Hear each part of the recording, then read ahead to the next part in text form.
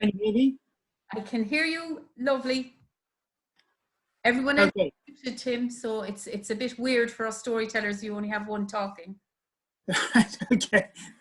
Well, I'm speaking to you from Chester, and though I actually live just inside the border in Wales. So thank you for having me. Loving the day. I'm going to tell a myth. This happened long ago. A man had 4 sons. 3 were great warriors. They hunted and fished and brought many things back to the village. But the fourth was fat, small, and lazy.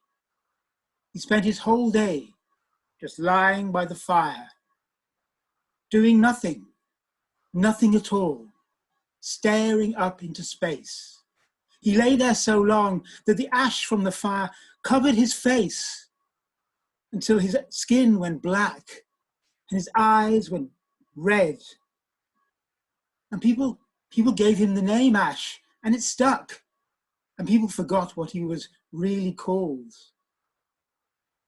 One day, a nearby village challenged their village to a wrestling match. They would send their champion, and they would have a great wrestling final. Ash's brothers came forward to the chief and said, let us do it, we are great wrestlers. And then people started hearing a noise coming over the hill. Crash, bang, trees were being thrown aside, and this giant bear of a man appeared in the middle of the village. And the chief was standing on his own. He looked round. Where is everyone? Who will fight me, said the man. Who will wrestle with me? And there was no one there. But suddenly the chief heard a voice to his right. I will fight him. The chief looked. It was Ash. Don't be silly, Ash. You do nothing. You lie around all day. I will fight him, said Ash. The giant of a man strided forward slowly, and Ash grabbed his leg and swung him and threw him back to where he'd come from. No one saw this, just the chief, who was amazed. And people went about their own business, and nothing changed. But magic does not like to be ignored. The next day, there was a woman out in the woods collecting berries. She looked around her and she saw that the trees and the bushes were starting to march down the hill towards the village. Slowly. She screamed and ran back to the village. Chief, the trees are coming. And sure enough, the village came out and saw these marching trees coming down the hills towards the village. What are we going to do, Chief? And the chief said, I don't know. And then Ash came out from his hut, stepped forward and put his hands up. Stop! Go back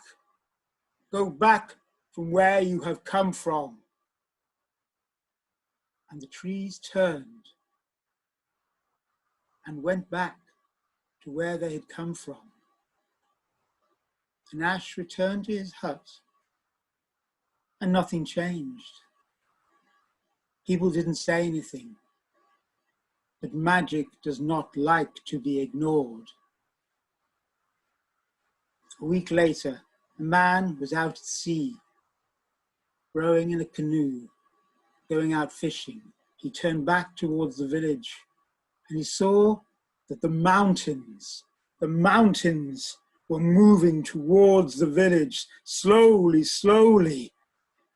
He swam, he rushed back to the village in the canoe, rushed up the beach. Chief, the mountains are coming. And sure enough, the mountains were moving slowly.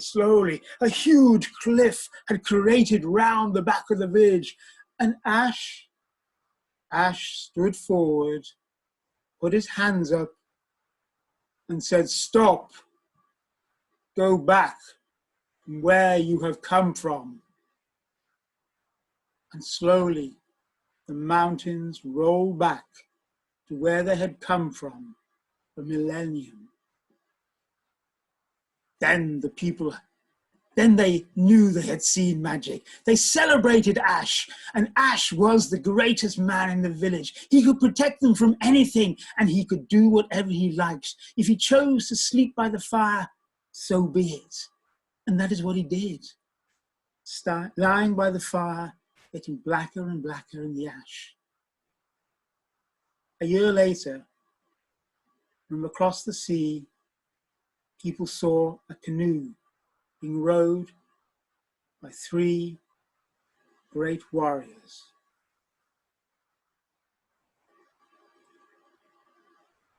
They beached near the village, got out of the canoe, and in a line made their way to where Ash was lying. Ash sat up and said, "Have you come for me?" "We have," they said. "Follow us." Ash followed them as they went down the beach, got into the canoe, and left, rowing slowly across the ocean. The people came to the shore edge and watched this, and suddenly the canoe sank in a big, big spiral. And the people said, "Where is Ash going? We is lost forever." But he was not lost.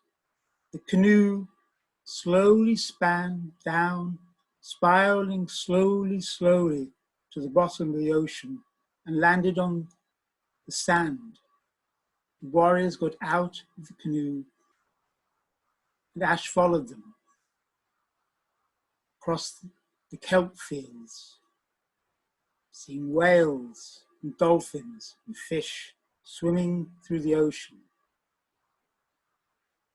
And then they came to a great white bank, and in the middle of the white bank, the white bank of sand, there was an old man, silver hair, lying on his back, and on his chest, rising from his chest, there was a log, went out, out, out, out, out into the sky.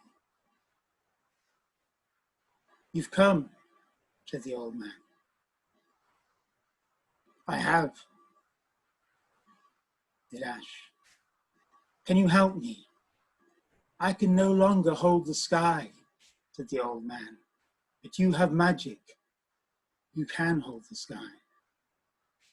The warriors stepped forward and took the log as Ash lay down by the old man and took his place.